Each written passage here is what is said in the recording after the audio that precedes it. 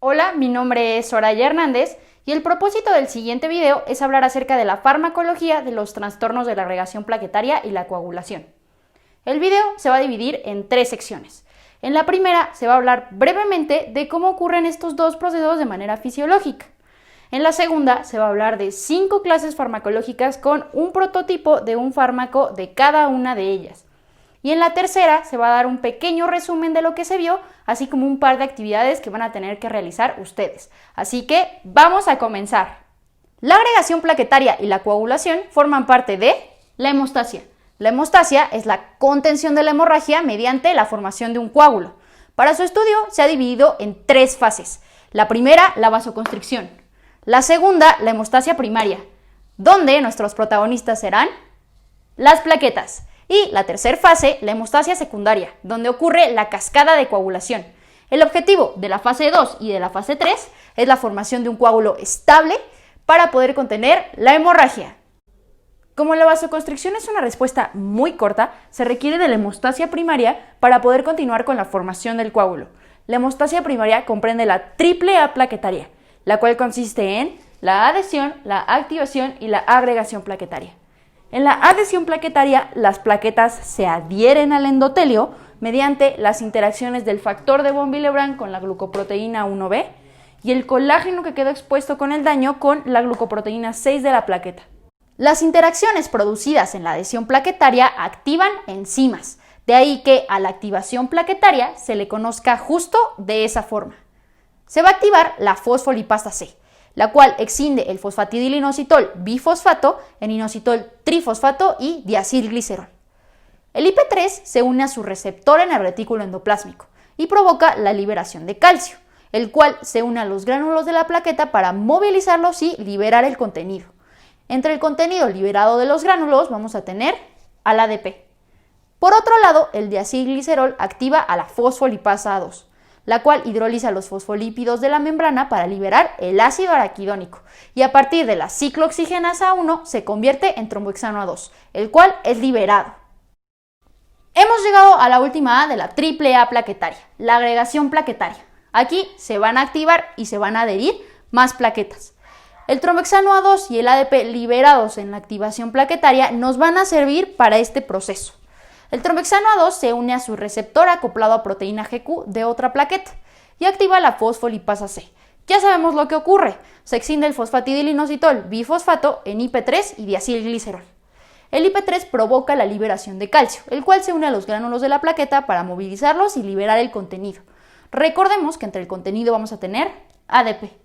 El diacilglicerol activa a la fosfolipasa A2, la cual hidroliza los fosfolípidos de la membrana, libera el ácido araquidónico y a partir de la ciclooxigenasa 1 obtenemos trombohexano A2. Pero también la fosfolipasa A2 provoca la expresión de la glucoproteína 2B3A en la membrana de la plaqueta. El trombohexano A2 y el ADP liberados nos van a servir para agregar más plaquetas. Por otro lado, el ADP se une a su receptor P2Y12 y provoca el cambio de forma de la plaqueta y que se exprese la glucoproteína 2B3A. ¿Pero qué hace esta glucoproteína? Bueno, se une al fibrinógeno para después mediar la unión plaqueta-plaqueta y formar el coágulo. Después de la hemostasia primaria, inicia la hemostasia secundaria, donde ocurre la cascada de coagulación. Para su estudio se ha dividido en 2 vías, en una vía intrínseca donde el factor iniciador es el factor 12 y la vía extrínseca donde el factor iniciador es el factor tisular. Ambas vías coinciden en una conocida como vía común. Los factores de coagulación son proteínas secretadas por el hígado como proenzimas, por lo tanto tienen que activarse. El factor 12 se activa en el sitio de la lesión, el 12 activa al 11, el 11 activa al 9 y el 9 activa al 10.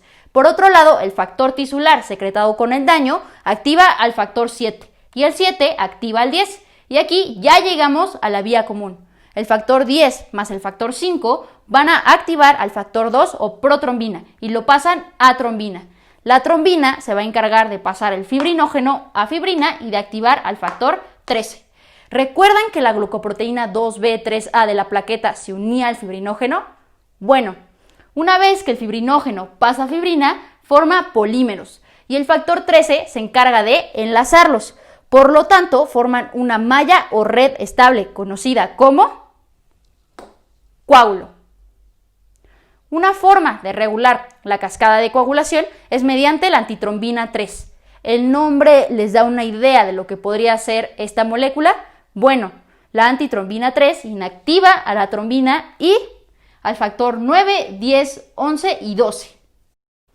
Ahora sí, vámonos con los fármacos.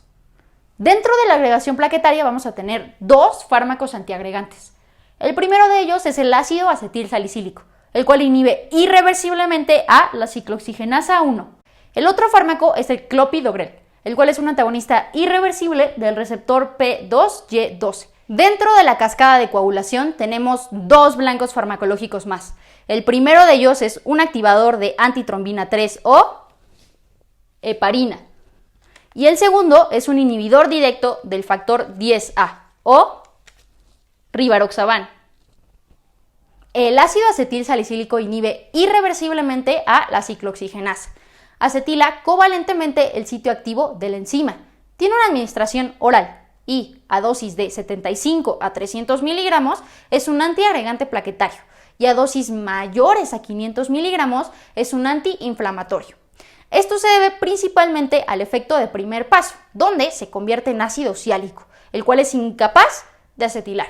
Entonces, al administrar dosis bajas, una vez que es absorbido, pero antes de llegar al hígado, está en contacto con las plaquetas, donde inhibe irreversiblemente a la ciclooxigenasa a lo largo de toda la vida de la plaqueta.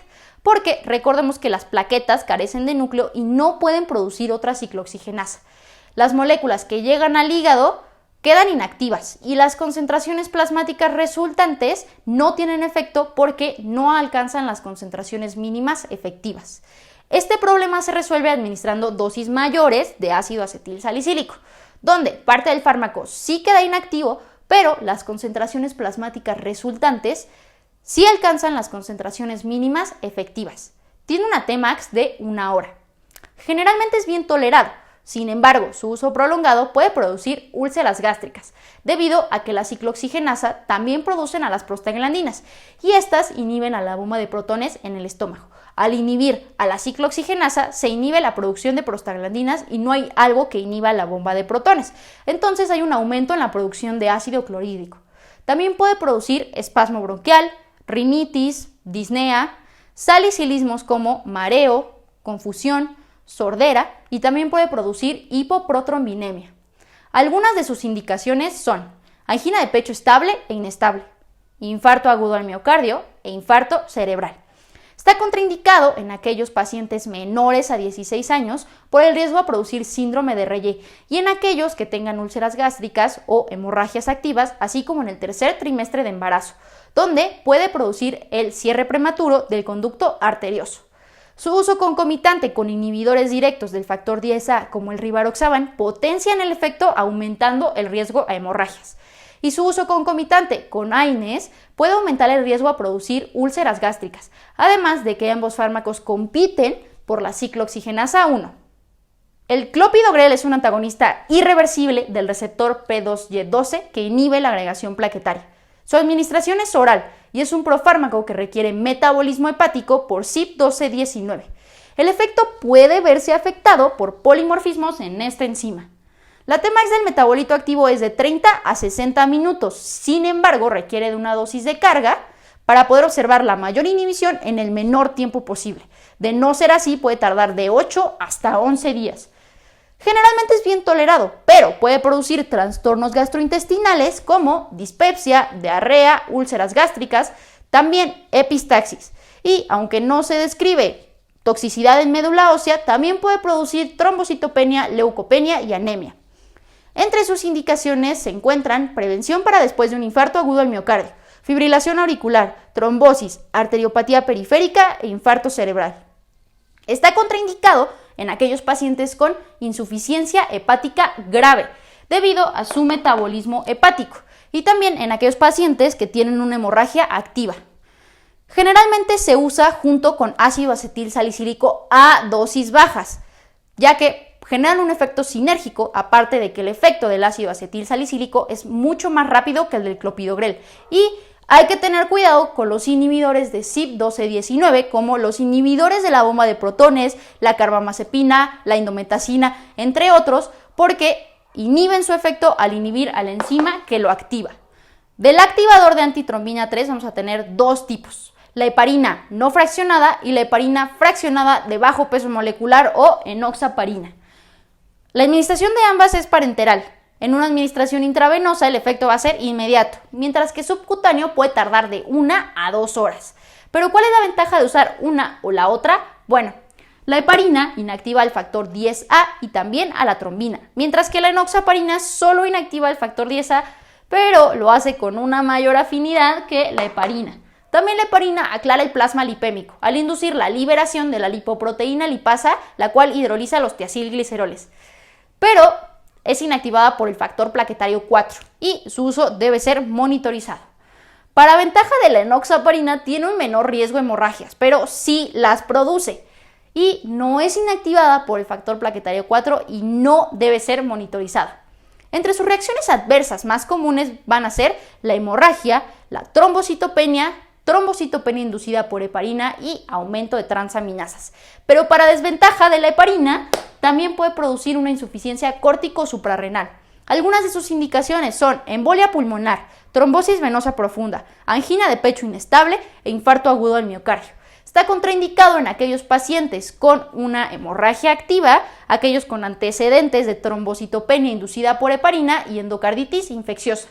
Su uso concomitante con ácido acetil salicílico a dosis altas potencia el efecto aumentando el riesgo de hemorragias. La heparina desplaza a las benzodiazepinas de su unión proteica, aumentando su efecto, pudiendo llevar a una depresión del sistema nervioso.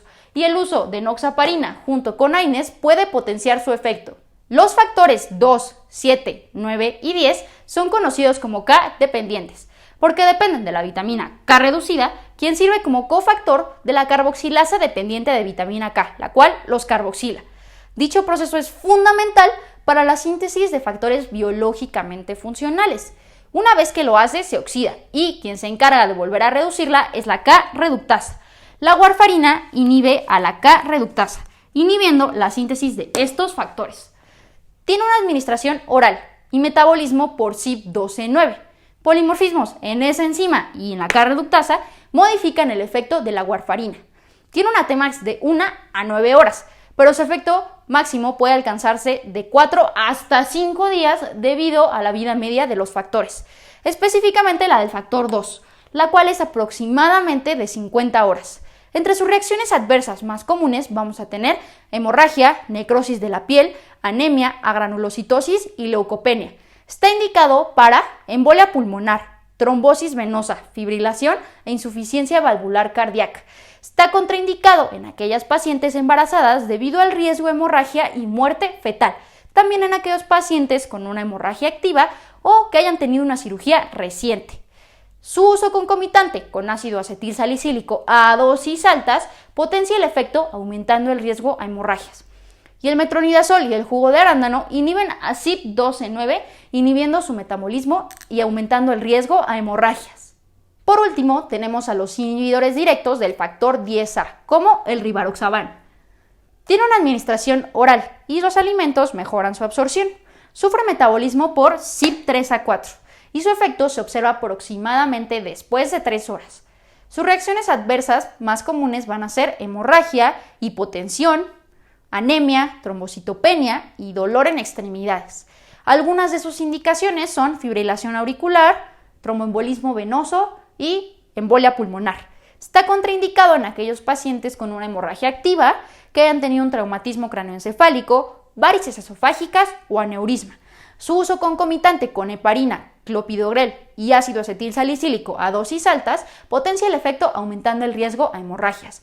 Y hay que tener cuidado con los inhibidores de CYP3A4, como el itraconazol, la claritromicina, el jugo de uva o de toronja, porque al inhibir su metabolismo se acumula aumentando el riesgo a hemorragias.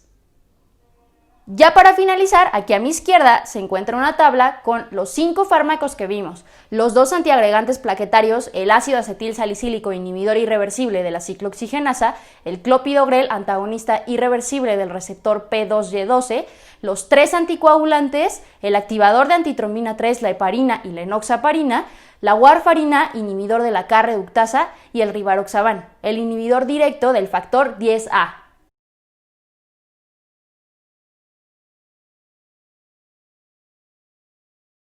Ahora es momento de evaluar cuánto has aprendido. La evaluación de tu aprendizaje se va a dividir en dos, en el ejercicio didáctico en línea y en un trabajo, cada uno con un valor del 50%. Ambos se van a calificar con una rúbrica. Primero te voy a explicar la rúbrica del ejercicio, la cual se encuentra aquí a mi izquierda. El ejercicio se llama el rally de la coagulación y está compuesto a su vez por 5 ejercicios rápidos, cada uno con un valor del 10%. Para obtener este porcentaje depende de cada ejercicio, es decir, para los primeros 2 tendrás que unir los pares en 6 intentos. Conforme más intentos te tome, tu calificación irá disminuyendo. En los siguientes 2 tendrás que responder todas las preguntas correctas. De no ser así, tu calificación irá disminuyendo. Y para el último, depende de la puntuación que obtengas y del tiempo que te tome resolver el ejercicio. Recuerda que solo debes contestar todo el ejercicio una sola vez. De no ser así, tu calificación quedará invalidada y no obtendrás el 50% del ejercicio. Todas las instrucciones las vas a encontrar al inicio del rally. Para el otro 50% de tu calificación tendrás que realizar un tríptico informativo, imaginando que va dirigido hacia la comunidad de la Facultad de Medicina, donde incluyas una breve explicación de la fisiología, los fármacos vistos con sus respectivos mecanismos de acción y resultado farmacológico de utilizarlos, 3 reacciones adversas y 3 puntos importantes que te ayuden a no olvidar el fármaco. Este trabajo vale 100 puntos, es decir, necesitas obtener estos 100 puntos para obtener el 50% que vale el trabajo. La rúbrica de evaluación se encuentra aquí a mi izquierda. Los 100 puntos se van a encontrar distribuidos en las siguientes categorías. 30 puntos para el dominio del tema. Se debe notar que has comprendido todo el tema. 20 puntos para la capacidad de síntesis. Recuerda que un tríptico tiene la información esencial para invitar al lector a saber más acerca del tema. 20 puntos para la organización. Tiene que tener una estructura ordenada, de manera que permita la lectura y comprensión del tema. 10 puntos para la originalidad. Debe ser llamativo. 10 puntos para el lenguaje. Tienes que utilizar el lenguaje adecuado tomando en cuenta que va dirigido hacia la comunidad de la Facultad de Medicina. Y las últimas 2 categorías son la ortografía y los signos de puntuación, con un valor de 5 puntos cada una. Un trabajo con faltas de ortografía o sin signos de puntuación dificulta la lectura. Por eso es importante que no dejes fuera estas 2 categorías.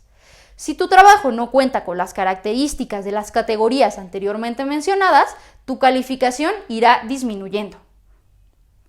Este es un link de un video que te va a apoyar para realizar tu tríptico.